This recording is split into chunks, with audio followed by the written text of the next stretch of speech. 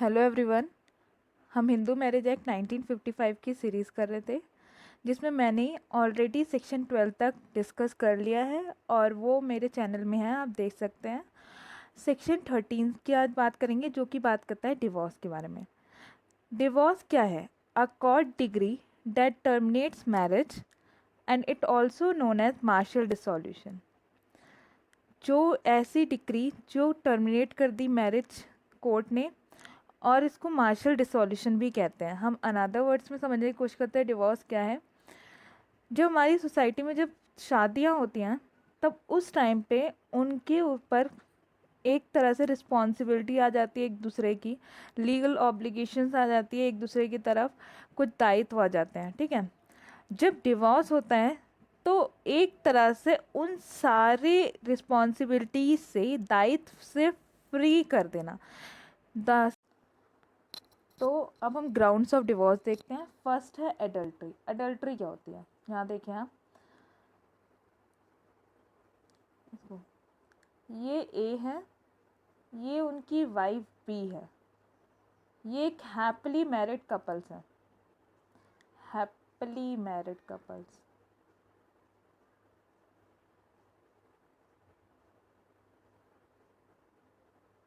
ठीक है। अब क्या होता है, बी की लाइफ में एंट्री होती है किसी लड़की की जो कि है सी, और इनका हो जाता है एक्स्ट्रा मैरिटल अफेयर।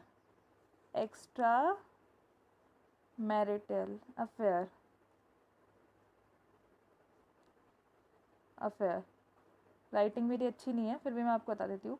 तो ये एक तरह से क्या हुआ, जो ऑलरेडी मैरिड कपल्स हैं, अगर आप एक्स्ट्रा मैरिटल अफेयर करते हैं तो वो एक तरह से एडल्ट्री कहलाती है। ठीक है, अब आप देखें यहाँ पे, it is not crime but it's a ground of divorce.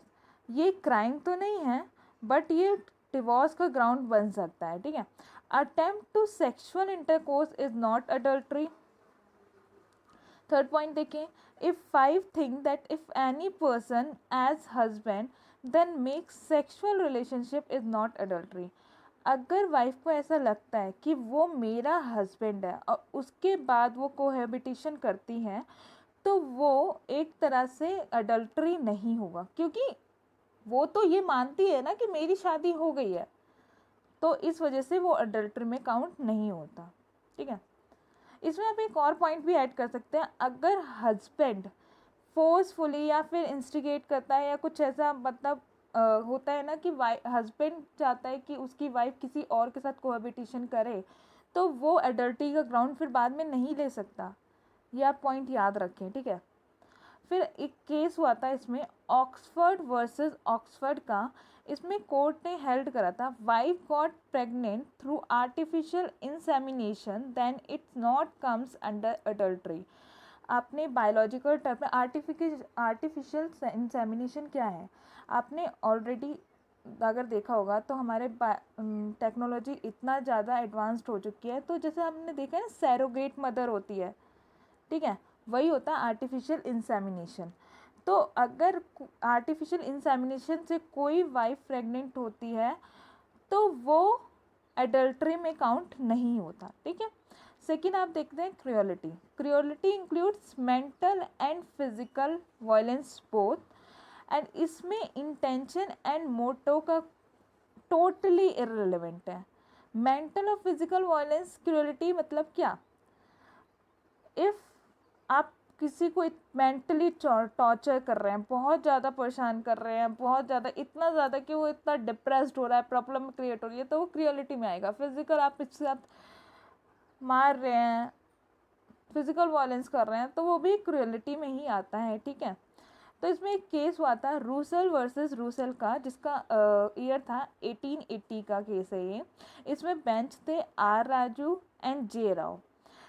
इन्होंने हेल्ड करा था कि conduct of one's partner if affect another person life, body and health, then it's included in cruelty. में अगर किसी ऐसे कंडक्ट है पार्टनर का कि जिसकी वजह से दूसरे मेरे पार्टनर, जैसे अगर मैं फॉर एग्जांपल मी, ठीक है, अगर मेरा कंडक्ट ऐसा है कि मेरे पार्टनर को मेरी वजह से प्रॉब्लम क्रिएट हो रही है उसकी बॉडी में, लाइफ में या हेल्थ में, वो मैं ड्रिंक करके आ रही हूँ, मार पीट रही हूँ या फिर कुछ भी कर रही हूँ जिसकी वजह से उसकी बॉडी को हेल्थ इफेक्ट हो रहा है, तो ये सारी चीज़ें इंक्लूड होती है क्रूएलिटी में। ठीक है, अब सेकंड देखिए, रवि कुमार वर्सेस जुल्मी देवी, ये केस था हमारा Feb 9 2010 का। इसके बेंच थे AK गांगुली।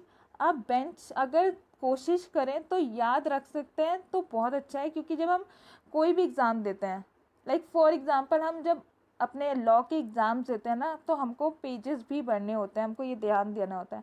तो अगर हम ये बेंच वगैरह के बारे में लिख देते हैं ना, जो कौन से बेंच थे, जज थे, तो इससे ना हमारी मतलब मार्क्स में एनहांसमेंट बहुत अच्छा होता है। और कभी कभी हमारे कॉम्पिटिटिव एग्ज़ाम्स में भी पूछ लिया जाता है कौन से बेंच को, मतलब कौन से जज ने वो दिया है।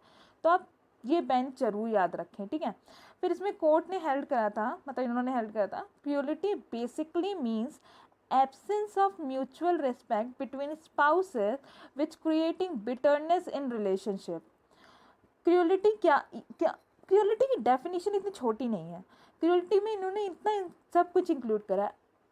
और एक क्रूएलिटी इसमें ये भी है कि अगर एक दूसरे की पार्टनर्स सोसाइटी में रेस्पेक्ट नहीं करते, फॉर एग्जांपल देखो, घर पे डोमेस्टिक एक दो बार हाथ उठा देना, चिल्ला देना अलग चीज़ हो जाती है प्राइवेट प्लेस पे, लेकिन आप पब्लिक प्लेस में हैं, उस टाइम पे आप पार्टनर पे हाथ उठा रहे हैं, मार रहे हैं, तो वो क्रूएलिटी में आ जाता है। ठीक है, अब इसमें ही देख लीजिए, जैसे रवि कुमार वर्सेस जुल्मी देवी है, ये लोग एक बार इनका एक जो केस था, मैं आपको यहाँ पे एक्सप्लेन करती हूँ। ये जो ए है और बी है, ये दोनों बाहर गए थे मार्केट में गए थे ये दोनों, और जुल्मी देवी को इतना गुस्सा आया कि इन्होंने इनका ए का कॉलर पकड़ लिया था सोसाइटी में, तो ए की बहुत इंसल्ट सी फील हुई थी। तो इस वजह से ही इसमें को हेल्ड करा कि अगर, और ये लोग ये चले गए कोर्ट के पास क्यूरिटी के लिए बेसिस पे। तो इसमें कोर्ट ने हेल्ड करा कि बेसिकली अगर पार्टनर्स के बीच में म्यूचुअल रिस्पेक्ट नहीं है तो ये भी क्रूएलिटी में ही आएगा। ठीक है, अब इसमें एक केस हुआ था दासने वर्सेस दास्तने का, इसमें 1975 का ये केस है। इसके बेंच थे एन अंटवालिया और पी गोस्वामी। इन्होंने हेल्ड करा था abusing husband and husband family also include in cruelty. Same वही चीज़, आप पब्लिक प्लेस में हस्बैंड को अब्यूज़ कर रहे हैं, डिसरिस्पेक्ट कर रहे हैं, या फिर पब्लिक प्लेस में उसकी फैमिली को डिसरिस्पेक्ट कर रहे हैं, तो ये सारी क्रूएलिटी में आता है। वैसे पब्लिक प्लेस में हो प्राइवेट प्लेस में हो दोनों ही इंक्लूड होते हैं, लेकिन कहते हैं ना पब्लिक प्लेस में ज़्यादा इन्हांस हो जाती है चीज़ें, इसलिए। ठीक है, सो थर्ड पॉइंट बात करते हैं हम डेजर्शन की। तो देखिए, without any reason deserting partner society, इसका मतलब क्या है कि किस विदाउट एनी रीज़न आप अपने पार्टनर की सोसाइटी से, मतलब उसके साथ रहना ही छोड़ दिया है आपने। ठीक है, अगर कोई जेन्युइन रीज़न होता तो उसको डेजर्शन में नहीं इंक्लूड करते, लेकिन अगर कोई जेन्युइन रीज़न ही नहीं है, आपके पास रीज़न नहीं है और अपने पार्टनर की सोसाइटी से ही विड्रॉ कर लिया है, तो उसको हम डेजर्शन में इंक्लूड करते हैं। अब आप देखें, डेजर्शन दो टाइप की होती है हमारी।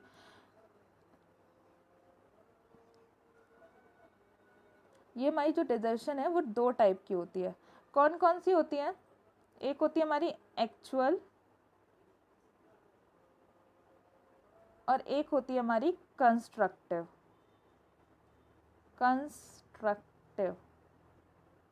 आई होप मेरी राइटिंग इतनी अच्छी तो नहीं है, लेकिन फिर भी आप देखें, कंस्ट्रक्टिव। ठीक है, एक्चुअल डिजर्शन में क्या होता है, जब हम पार्टनर की सोसाइटी से ही, जहाँ हम रहते हैं वहाँ से ही कहीं दूर चले जाते हैं उस पार्टनर को इग्नोर करने के लिए। जो ये टाइम पीरियड होता है ना इग्नोरिंग का, ये हमेशा याद रखें 2 ईयर्स का होता है, एटलीस्ट 2 ईयर्स का होना चाहिए। ठीक है, ऐसे ही कंस्ट्रक्टिव में भी हम रहते हैं तो एक साथ हैं, एक ही जगह पे, एक ही प्लेस में, एक ही घर में। ठीक है, लेकिन एक दूसरे से कोई मतलब नहीं है, कोई भी इमोशनल अटैचमेंट नहीं है एक दूसरे से, ये भी 2 ईयर्स के लिए होना चाहिए। अगर ये 2 ईयर्स तक है ना तो ये डिवोर्स का ग्राउंड बन जाता है। अब आप देखिए यहाँ पे मैंने लिखा है ना, यहाँ पे desertion continue for 2 years, minimum 2 years के लिए डेजर्शन होनी चाहिए, तभी आप कोर्ट पे अप्लाई कर सकते हैं फॉर डिवोर्स। इसमें एक केस हुआ था ज्योतिष चंद्रा वर्सेस मीरा का, 3 अक्टूबर 1969 का केस है। इसमें कोर्ट ने हेल्ड करा था, if partner creating such a situation that a partner unable to live with him, then the partner who is creating situation is liable for desertion. इसका मतलब ये है कि आप एग्जाम्पल के थ्रू समझिए, एग्जाम्पल के थ्रू ज़्यादा समझ आता है। ये ए है ना और ये बी है, ये दोनों हस्बैंड वाइफ हैं, लेकिन जो ये बी होती है इनकी सोसाइटी से विड्रॉ कर लेती है, इसकी सोसाइटी से विड्रॉ कर लेती है। क्यों? क्योंकि ना इन्होंने ऐसी सिचुएशन क्रिएट कर दी थी, ए ने, जो ए थे इन्होंने, ए ने ऐसी सिचुएशन क्रिएट कर दी थी कि बी इनके साथ रह नहीं पाई। मतलब कुछ भी हो सकती है सिचुएशन, लाइक ये मेंटल अब्यूज़ करते थे या फिर फिज़िकल अब्यूज़, मतलब जो भी है, तो ये बी इनके साथ रह नहीं सकती थी, तो इन्होंने सोसाइटी से विड्रॉ कर लिया था। तो कौन लाइबल होगा डेजर्शन के लिए? ये लाइबल होंगे, ए लाइबल होंगे। गई बी थी उनकी लाइफ से, लेकिन लाइबल कौन हुआ डेजर्शन के लिए? ए लाइबल होंगे। ठीक है, तो ये है जो ऐसी सिचुएशन क्रिएट करता है जिसकी वजह से पार्टनर रह ही नहीं सकता उसके साथ, तो वो लाइबल होता है। आप एक और चीज़ देखें, एक केस देखें, मान लीजिए इसमें देखिए आप, इसमें जैसे ये ए है और ये बी है, मैं सेकेंड एक पॉइंट केस समझा दे रही हूँ आपको इसके लिए। ये ए है और ये बी है, बी ने डिजर्शन करा था, मतलब मान लीजिए ये 6 महीने के लिए इनकी सोसाइटी से चली जाती है, लेकिन अब बी वापस आना चाहती है ए की सोसाइटी पे। ये जो बी है, ये बी अब ये वापस आना चाहती है ए की सोसाइटी पे, बट ए अब मना कर रहा है, तो लाइबल कौन होगा? ये ए लाइबल होगा। किसके लिए? डेजर्शन के लिए। बी लाइबल नहीं होगी। ऐसे सिचुएशंस आते हैं, केस आते हैं, पूछा जाता है कि ऐसा ऐसा हुआ तो बताइए कौन लाइबल होगा। ठीक है, तो आप याद रखें, जो डेजर्ट कर रहा है, जो कंडीशन क्रिएट कर रहा है, वो लाइबल होता है डेजर्शन के लिए हमेशा। ठीक है, अब आप देखिए section 13 clause 1A, clause 1A याद रखें, मैं क्लॉज 1A की बात कर रही हूँ। इसमें 2 ग्राउंड से, फर्स्ट है जुडिशियल सेपरेशन का और सेकंड है रेस्ट्रिक्शन ऑफ कॉन्जुगल राइट्स का। जुडिशियल सेपरेशन क्या है? जब कोर्ट कुछ टाइम पीरियड के लिए डिवोर्स देने से पहले जुडिशियल सेपरेशन करती है उन लोगों का कि आप कुछ टाइम के लिए अलग अलग रहिए। ठीक है, तो ये होता है हम जुडिशियल सेपरेशन। जुडिशियल सेपरेशन का मैंने ऑलरेडी लेक्चर डाल रखा है, आप देख सकते हैं वहाँ जाकर। ठीक है, आपने मेरे चैनल पे। अब सेकेंड है restriction of conjugal right. Restriction of conjugal right क्या है?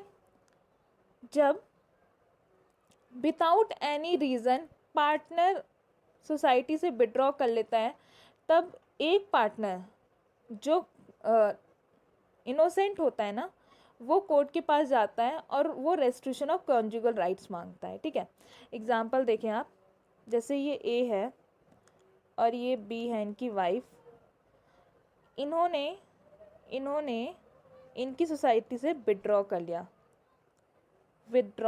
ठीक है, जो हमने डेजर्शन अभी पढ़ा था वही, विड्रॉ कर लिया। तो जो ये ए है ना, ये कोर्ट के पास गए, तो कोर्ट ने इनको डिक्री सुना दी RCR की, रेस्ट्रिक्शन ऑफ कॉन्जुगल राइट्स की। बट जो ये वाइफ थी, इनको ना 1 ईयर हो गया, 1 ईयर हो गया कंप्लीट। 1 ईयर कंप्लीट होने के बाद भी ये इनके पास वापस नहीं गई, तो कोर्ट ने क्या कहा? कोर्ट ने ए को राइट दे दिया कि अब ये डिवोर्स के लिए फाइल कर सकते हैं, क्योंकि अब बी तो इनकी लाइफ में वापस नहीं जा रही थी।